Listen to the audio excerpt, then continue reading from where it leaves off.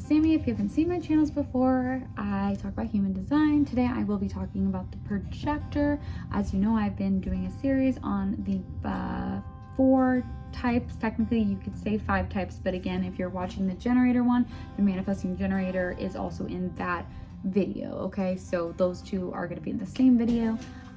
Today we're going to be talking about the projector. So this is the 3rd video of this series, and they are here to guide humanity to the purest and highest potential by seeing what others can do best, okay, by guiding others. But they must be invited to guide. If we all just went around guiding people, we'd be exhausted because we don't have our sacral defined, just like manifestors or reflectors. So we are tired all the time, constantly wanting to take naps. We don't have time to do that. So we have to wait for the right people to recognize our gifts first. That is our strategy, the recognition of our gifts. And then on top of that, we need to wait for an invitation. No, it does not have to be a letter, like here's your letter, here's your invitation. It can even be, in my personal opinion, a gut feeling, especially if it's 2 projectors. Of course, like if there's mutual respect there, if you know, that's, yeah, a lot of, I've tried to find videos on that about like how, Callie, no, sorry, I can never make a video without my dog doing something crazy. But there's not a lot of videos on what projectors do with other projectors. So I want to make this very clear that if a projector is with another projector, and let's say it's like it's just like a relationship kind of thing. If there's mutual respect between them, if they've both obviously given signs, or like, you know, and projectors can talk about things, so it'd be pretty easy to know where someone stands. Yeah, just as long as there's that mutual respect and appreciation. And my suggestion is, and I do this with all my friends in general, but asking someone before just like loading on them, or like if you're a projector, you need a sounding board or something like that. If you go to another projector, be like, hey, do you have the space for this? That's the most respectful way that you could say that. Or if you're gonna ask them something that may be more like on the initiating kind of aspect, you could say, hey, there is something that I kind of want to say, but out of respect, I just want to make sure it's okay that I ask you something that might come across in like being more of an initiative thing. I think that's more than enough. But anyway, so for the most part though, projectors want to leave manifestors alone. You know, we don't tell them what to do unless they come to us and ask for our advice. We are really here to guide the generators.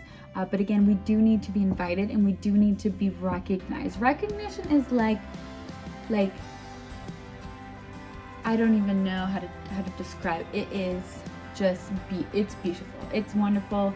It's the thing that we could eat for breakfast, lunch and dinner, and snacks in between. It could also be the currency of which we live off of.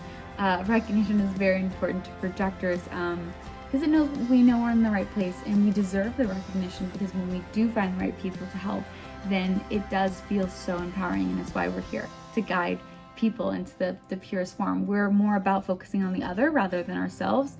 Unfortunately, that means that sometimes it's hard for us to see internally. So I do recommend that if you are focusing on studying human design, that you truly take the time to learn your chart as a projector.